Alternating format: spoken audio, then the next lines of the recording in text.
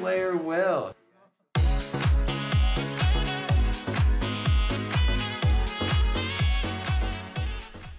Welcome back, Visions fans. Ready Player Will here. We got a very exciting new character in Global this week, the Hero King Monted. Without further ado, let's just jump right into it. We're going to do the normal topics that we always cover: the character overview, the commander, the stats, the report card, the intricacies of the job and abilities. You know the drill by now. I've done enough of these, and hopefully you've seen enough of these that you know what to expect. And so, from the character overview, brand new light unit added to the game, a really complementary character to that group of units. They've given him the unique main job of Dawn Lion Monarch, with Dragoon and Nightblade as the subs. They've also made him part of the Greatsword class, which is a very smart choice overall. We'll talk about more why when we look at the vision card synergies and whatnot. He does equip armor, helm, and accessories, move of 3, jump of 1 as a 100 cost unit, and I personally like his faith at anywhere from 30 to 50. He really doesn't have much in the way of status elements in the kit. There is one on the limit break, but I don't think it's worth emphasizing. The pros and cons of the 30 to 50. The 30 just means straight up you'll take less magic damage, which is kind of important because he doesn't have that many tools against the magic damage types, but alternatively it means you won't get healed as much by an external healer. So there's a little bit of a back and forth there. Either way, I wouldn't lose much sleep over it. The max range on his job, which is technically his limit break at 5 squares away, the main job is really at max a range of 4 squares away. He does have 2 AoE abilities, 2 single target abilities. From a resistance standpoint, pretty well rounded here, 25% to slash, to 15% to both missile and magic. Those are the 3 most popular damage types at the moment. He's neutral to pierce and only minus 5% to strike. And then from an ailment perspective, 50% to curse. We love to see that in a unit. And 50% to stun. That's a little more topical with Venera running around. 10% to berserk. Absolutely, I love that too. Even though you can't perfectly mitigate the 25% for some of those higher proc chance limit breaks, like Riku's limit break, that certainly does help. Now, the mastery ability, they gave him 5 defense and 10 unit res and a decreased AP consumption of 10 for his unique effects. For the dream ability, it's a 15% reduction of all magic damage taken. That includes things like follow-up attacks, 30% reaction block rate, and 20% crit evasion, which is a very big strength of his overall. Now, for the commander effects, he is relegated to the quest game mode. He does have some attributes for light units. It's HP, so initial AP, crit damage, which obviously does help for PvE-oriented content, which the quest mode is primarily for. This also does include guild raids, to my knowledge, so this does have some great benefits for those of you that love top-scoring content when it comes to things like Trials of Reckoning and Guild Raid. All units will get slash attack 10 and frostbite resistance. The classes of Sword, Red Mage, Greatsword, and Gun, they get light attack 15 and paralyzed res 30%. These overall I think are a little bit more niche, but no doubt that the crit damage and the slash attack will certainly help a little bit, as well as the initial AP of 10 when you look at some of that scoring content. And the in-game ability, it's a 40% attack buff, slash attack 25, and a decreased AP consumption of 20% for the first 5 turns. That ability really is the gasoline that's going to increase some of these top scores right out of the gate. Now, for the base stats, I didn't even want to expand my chart for the HP. That's how much of an outlier he is for base HP. He's by far the highest in the game at 5,676. The base attack does skew a little bit lower, but again, I didn't even emphasize this yet. He is a tank character. You guys really should know that. There's no doubt in my mind he's 100% a pure tank character in the typical sense of the game. From a dexterity perspective, he's relatively average, and he does skew pretty okay from the luck perspective. 188 is certainly on the higher end of things, but not too high, not too low. I'm happy with the base stats overall considering his build. When you include the board nodes, the mastery ability, things of that nature, not a whole lot changes in my opinion. He does maintain his stats relative to what I'd expect overall. The real big emphasis here is just on the total HP. It's absolutely bonkers. Now, for an agility perspective, he is relatively average in this regard, but as a tank unit, that's not unexpected. They tend to skew a little bit slower, and there are some good things about that too. It means your buffs can technically last a little bit longer because you're not burning through your turns as quickly, but he does end up at around that 80 without agility passives. He does have a passive that can get him a little bit higher, up to that 86 when you're including the main and sub slot vision cards. So overall, I'm also happy with this. The other stats, critical hit rate, not strength of his. He's not supposed to be, but he is the highest innate critical avoidance rate character in the game. Not only does he have it on the mastery, but he's got some board nodes that you could unlock for, I think it's another 13% crit evade, so he is heads and tails way above everyone else innately. The accuracy is fine. I would consider it below average personally. Even when you're equipping his passive, he still has a lot of work to go to get him to any kind of respectable hit rate. He does have a luck percent in peril. It's the first of its kind in the game, which after a couple turns will increase his overall hit rates, but starting out, it's in a spot that does need a little bit of work. And then from an evasion perspective, when you are full gearing all the luck scaling equips, to me, he's the very bottom gradient of a pseudo evade unit. I don't think it's going to work personally, but depending on where you are and what people are gearing for, you can always catch someone by surprise. Now for the overall report card, trying to keep this pretty straightforward and simple, the effective HP is an S. He's by far the best effective HP in the game. He's got the 12% physical reduction of all attack types, 15% magic reduction of all attack types. He's got an innate honeycomb that's on his passive ability. A lot to really love there in conjunction with the very high HP pool. The survivability is also an A for me. He's got some odd hit effects that can remove enemy damage percent up. He's got a heal back. He's got a very unique barrier, and we're calling it a spiker barrier right now as a new term because it's a brand new mechanic, and they've already used it again in JP on Luna Cestus Ketone on her MA2 upgrade. So this is going to be a recurring barrier that we should see. So this spiker barrier, we're going to talk about more in the ability section. He does have Protect and Shell 2.0 for 20% reduction of further of physical and magic damage types. He's got some debuff weakening, and his diamond ability does absorb some damage, and if he kills an enemy with a low AP ability, he can restore 30% of his HP. So yeah, as a tank, he absolutely sets a new bar for survivability overall in the game. Now the damage to me is a D, and this is purely on the offensive abilities. He's woefully under average on his penetrations. He does have some imperils technically, but it's not going to be anything respectable from a pure outright damage perspective. That spiker barrier, though, just a quick spoiler, it does redirect damage back at the enemy. So in terms of overall damage that he can do on the battlefield, you do have to keep into effect that portion of the damage done by the spiker barrier, which I'm not including in this grade. That's not typically something that we really consider when I'm thinking about a unit's ability damage, but we'll talk more about that soon. Again, I think I've covered most of these: agility, accuracy, evasion. We went through those in the previous slides. I'm relatively happy with all of them. The movement for me is an A. I absolutely love that he has a passive for move +1 and a passive for jump +1. That's amazing for a bunch of different map versatility options for where you want to potentially move and all those good things. The auto ease of use for me is a B. He's got very easy AI, but I do think the gearing and the positioning of a tank can be a little bit of an X's and O's exercise. So for some people that just throw in a unit and go, there might be a little more thought that you want to put into him. Then again, he's just that good that you're probably still going to get good results anyway. The game disruption, though, is an A for me. He is a new gen tank that enables a variety of meta competitive teams. The passives are an A. The counter ability is a B. The overall dropping kit, great functionality. He does come with an aura, great utility, and very self-contained. He doesn't really need to rely on teammates for much of anything, which is positively wonderful for a rainbow option at tank. The final grade is obviously an A in my opinion. He's an incredible tank that can shut down so many varieties of physical type damage. He's a huge team enabler, but I do think he'll likely be a little bit better for single fight content. What I mean by that is things like arena, class match, quick pick, even just on defense on Guild War where you really want to have one solid fight to maybe stump an enemy team. I don't know if he's going to be getting a lot of 6-star fights on offense. He doesn't seem to be that kind of character to me, but we'll end up seeing how that shakes out.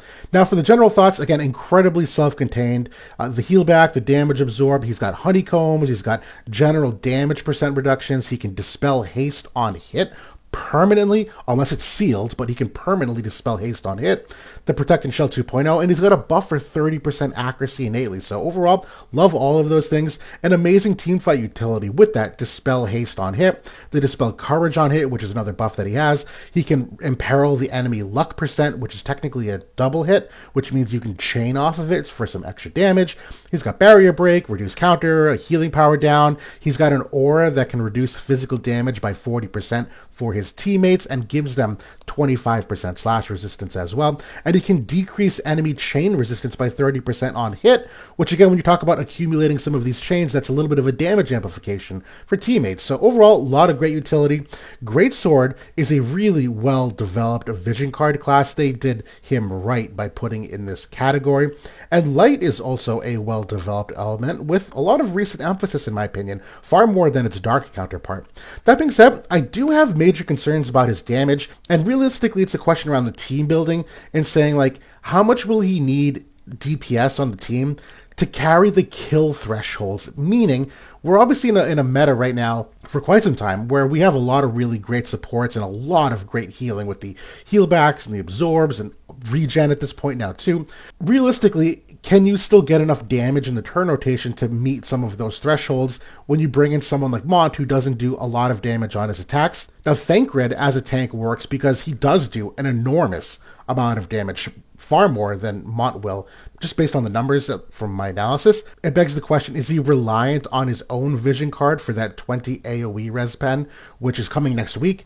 And then also, how material is the spiker barrier damage? This is something that also can't be underrated, where technically the damage might just be fine if most of his damage comes from the fact that enemies are hurting themselves whenever they attack him. That being said, the JP results so far actually are kind of underwhelming to me. The offense that they're using isn't averaging more than 3 stars. That's typically not a good thing. He does have a very high adoption rate, so clearly something is working, but the stats we normally see for like a gangbusters new unit really isn't there quite yet. And then again, I have questions upon what they're building with anyway. But he does have the tools to contend in multiple maps and metas, which does give him a leg up compared to some other units. The spike barrier, though, again, I keep saying this, is a legit X factor. I may be underrating its effect. I know I personally had a huge miss when it came to Helena the Black Rose and the reflectability on her limit break and just how potent that damage reflection was. It's not the same potency for Mont, but that's such a big X factor that the battlefield implications of that might be more and beyond what I'm seeing just in terms of an innate character kit from the abilities and the stats and the things that we normally evaluate these characters with. Now, the should you pull, this is going to be probably my hottest take of all. We'll see if I'm on the wrong side of history here. I'm actually saying no, but there's a lot of caveats to this. There's no doubt this is a stellar unit. He's got an A grade, but I don't know if he actively fixes any problems that we currently have with the meta. But make no mistake, if you get this unit, this is a good pull. This is purely from the perspective of resource management, in my opinion, and need. Like, how much do you actually need this character right now in the game current day? We always say that permanent pool means you have more flexibility to acquire later. We've seen how generous, quite frankly, Gumi has been with some of these banners as of late with Day of the Visions, and even some of these 2K paid banners where you can get a unit at level 99 or level 120, that it's just a question of, can you wait for Mont? And I think the answer is yes, you probably can wait for Mont. Also, his best JP teams that are used primarily right now do rely on many limited units, so it depends on what your account has. Cloud is overall one of the most popular units alongside him. Do you have Cloud? At this point, that banner was a year ago. Do you have him reincarnated? Have you been using him? I can't answer that for you. But even units like Yuna, Riku, and Cypher are in some of the other most popular teams, and I don't know if you have those units into what level either. So I do have questions around what JP is using currently and what the average player might have on global. Now, I do think his greatsword team options are pretty darn decent if you've been economical, that I think Joom is a very viable counterpart. I do think Pain has a place within some of these teams, and I absolutely think Dark Veritas will benefit from him too. That I think greatsword, if you've been keeping up with the vision cards, he certainly can still be used relatively competitive with some of those more widely available greatsword users. I will also say I think his commander effect and TMR are skippable. Although the commander effect, while great for high score content, that PvE content is a little bit niche to what a lot of people play the game for, and so this isn't the kind of unit that I think the commander effect is going to greatly increase your teams. This one absolutely is just a drop in the bucket. And honestly, JP is very likely announcing their next collaboration very soon, where Final Fantasy V ended a little while ago for them, and we know a little bit of the roadmap now with some of the missile units they have planned coming out, like Mavia and Falsetto, but they could have a new collaboration right around the corner that you might want to save your Vizier for rather than spending on Mont. Hopefully that all makes sense. Now, getting to the intricacies of this character, Passive abilities, this top one is going to be on 100% of the time, no doubt about that. I do think Nightblade Mastery is likely a very solid second option for that accuracy and just the general attack percent. I think the Jump +1 and the Virtuous Wing, you're really going to want to use depending upon the map. So you will probably use those throughout the life of this character. I just don't know if it's my default pick. And Dragoon Lore, honestly, not the worst pick either. I know I just particularly value the accuracy at this very moment, but I do think there's a world where Dragoon Lore, to bulk him up and allow for that extra healing, certainly does work as well. Now the counter abilities, just go Great Guard here, call it a day. This is a pretty common recurring counter ability for some of these bruiser units. It's a 70% chance to proc, only versus slash and missile damage, but it'll reduce the damage taken by 30%. So this is obviously great for those very popular physical damage types at the moment. The main job buffs, this is where things get very interesting. The first priority buff is Hero King's Virtue. It's some slash res and missile res. It's his Dispel Courage on hit for 4 turns, and it activates an aura, which is a 40% physical damage reduction for allies and 25% slash resistance. The second buff here is the one that's a little bit tricky, Valiant Spiker. This yellow box is a 50% physical barrier, but it's a very special kind of barrier. It's called a Spiker barrier. We're going to talk about that more in a second, but this is also an extra 12 hate for him. It's the 20% of the Protect and Shell 2.0. It's a debuff weakening the accuracy and the heal back. Both of these buffs are instrumental to get online to make him operate. You absolutely need both of these active at all times. Now, some things about the Spiker barrier. Wotive Calc translates it and makes it appear as if it's though only a regular barrier. This is not a regular barrier though. Although it technically is kind of counted as one in the coding, it cannot be broken by barrier break. This is different than something like Mirage, which is used by Lastwell and White Lotus Fina, where it looks like it's some special kind of barrier, but it's really just a regular barrier. This is the opposite. This looks like a barrier, but it's really a special barrier. And so the way this works is when Mont takes damage, he'll still take the damage of whatever the enemy was going to do, but he will redirect 60% of it right back at them, regardless of hit rate, regardless if the enemy has any kind of damage mitigation. It just takes whatever 60% of that number is that Mont took and hits the enemy right back with it. It is only for physical type damage though, so against these magic teams, this Spiker barrier really just doesn't do anything. Now, for the main job offensive abilities, he does have a nice blend here of like AoE with the diamond and the single line, some single target ones.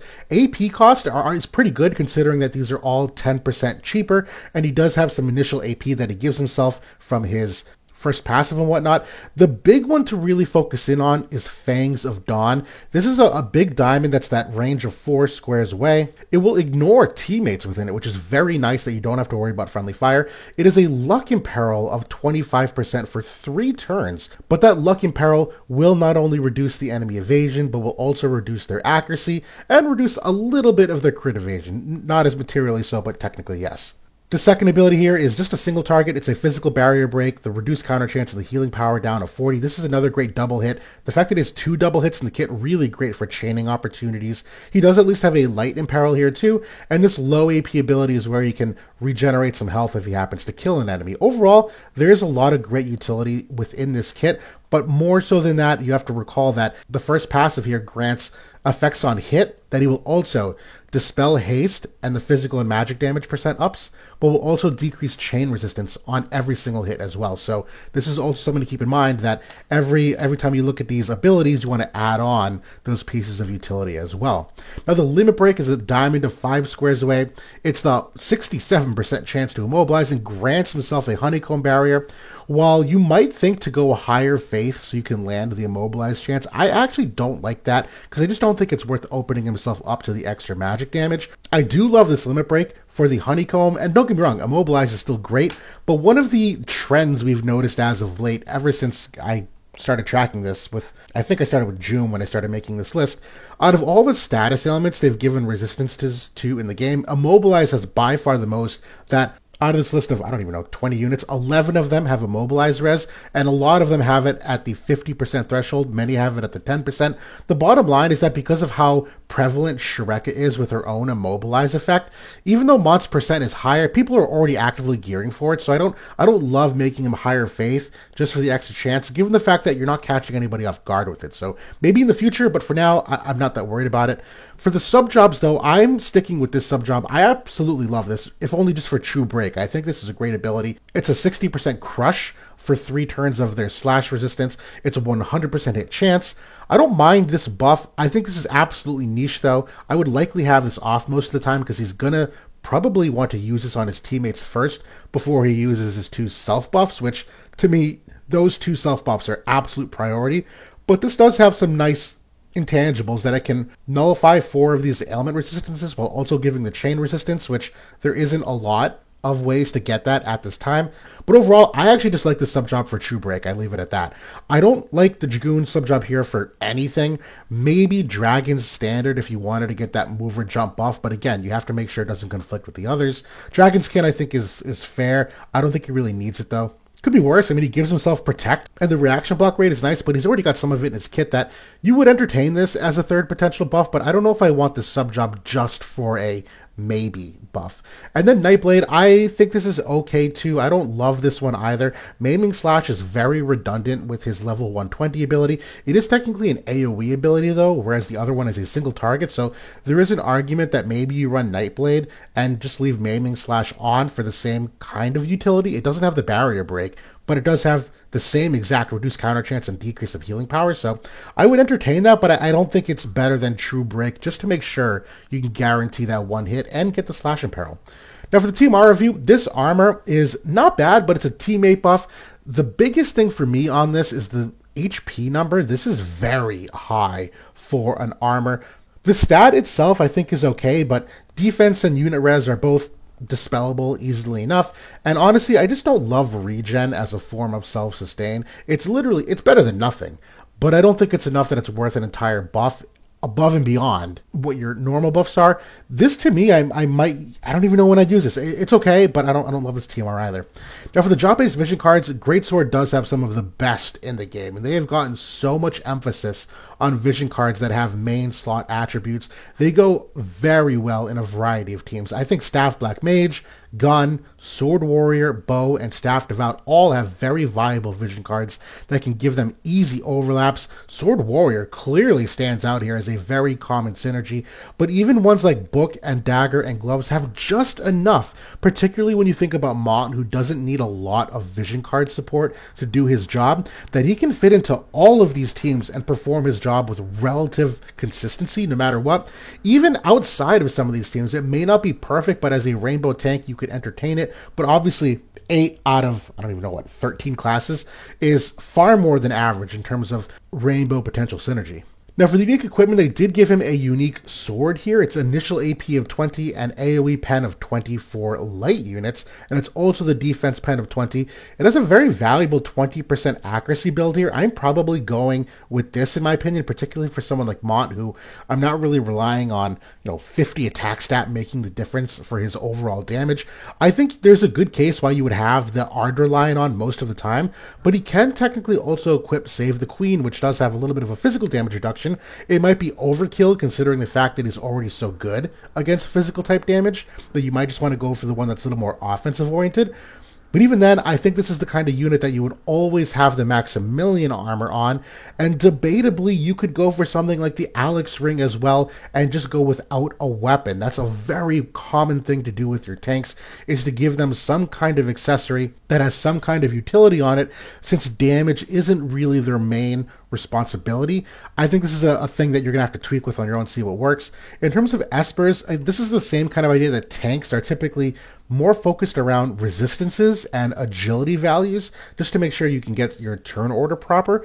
And I do think out of all the Espers, I think the 4 in the box might be some of my favorites from just an overall damage mitigation and tanking perspective, I think Ultros is a little bit unique because it has the defense pen, which he has none innately. So this, at least if you wanted to go for a little bit of a hybrid, where Ultros also has some unit resistance, it's got the magic resistance as well. I do think you could go with something like Silger or Odin just for those accuracy nodes as well. Again, it completely depends what you're trying to make your Mont do, but obviously he is a slash type attacker, so he will benefit greatly from many of the modifiers there. And then the TMRs, although there are some options here, I usually don't put any, but I do think the XF TMR is a very good one to consider for him. But even some of these others, it depends on how long the map is. I really like the Wind Veritas TMR option for him as well, if you can get 3 buffs off. I think Venerable Heart is a great one. This is the one that will increase defense and reduce enemy defense pen on hit, so that's going to help his survivability. Radiant Wings is one, that's the Light Veritas TMR. It's some basic survivability metrics, some defense, some spirit, a couple other things. And the Sage's Supplication is the Gilgamesh TMR, which is the Honeycomb Barrier, which he will get on his limit break, but in case you want to switch it up a little bit, use this too. I think you do have some potential TMR options because his range of attacks are a little bit shorter than average.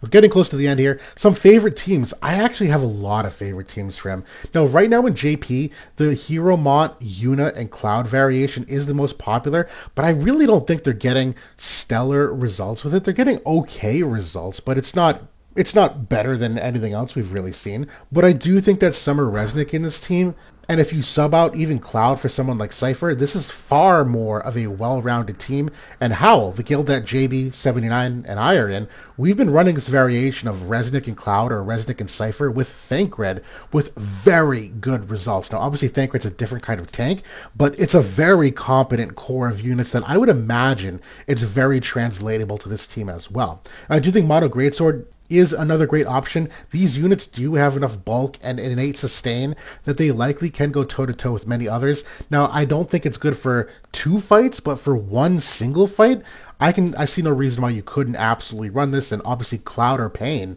are also greatsword units that could fit into a mono greatsword team. I do think Hypervade too with Venera or Rico are viable, where Mont is there literally just to enable them. He gives them the physical aura, can reduce the luck percent of the enemy, which is going to reduce their accuracy versus the evade girls, and he can dictate their movement. And for any of these like select 2 abilities, Mont can ensure that only one of the girls are getting hit at a time rather than both of them getting hit at the same time. And the logic, I'm not done yet, more teams is exactly the same for the gun team. It's almost word for word the same kind of enabling, where it's the aura, it's the luck percent down, which conversely is going to help the hit rate of the gun units, whereas before it was helping the evasion of the evade units by the logic of reducing enemy accuracy. You get the point, I hope. But I actually even like Mont with this staff Black Mage team. I think he gives Exdeath and Shreka a bit more bulk. Now, it is at the expense of a pocketed healer, which Exdeath, I think, kind of needs. But he does also bring some good utility for this team. I could absolutely see this team also working.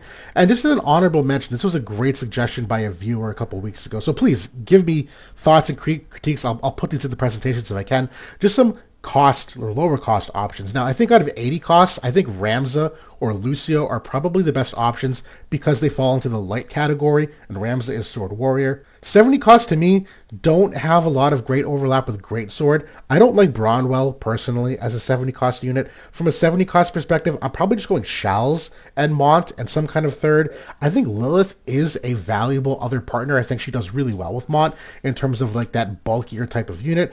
And even someone like Sonil, who part of the Sword Warrior class, technically aligns with Cypher and Mont to some degree. Not my favorite, but I think out of what's available, worth mentioning. And the 40 costs or lower to me is really just what support would you want. It would be Naya or Valade or Phoebe, depending upon what you need. Now for the Trust Stones, left side here, I am going HP or luck percent. I do think, again, per usual, the defense or spirit set is more analytical. It is worth entertaining because of how much he can heal and how big his HP pool is. From an ailment perspective, though, I am probably focusing on these 4. I'm probably going Immobilize for Shrek and enemy Monts. I'm going Disable for Lucille and Garusa. I'd go Doom absolutely need Doom for X-Death because it's one of Mont's bigger potential counters. Sleep for Exia and Sephiroth and a couple others.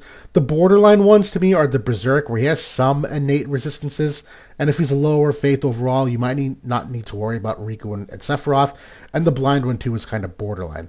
Now, the right side, I'm going agility set frame. I don't think there's anything else that you need on the right side, and I'm assuming no weapon here for my current 6. I would assume something like the Maximilian armor and the Alex ring, or some other utility piece. But even if you had the Arger line equipped, the only thing you would sub out is the defense pen of 10 for the light attack of 10. I think otherwise, 5 of these 6 are appropriate almost 100% of the time. It's really just one passive you would sub out if you had his own personal weapon on there. But that's the Hero King Mont review overall. Again, I don't want to undersell this unit by saying that you shouldn't pull him.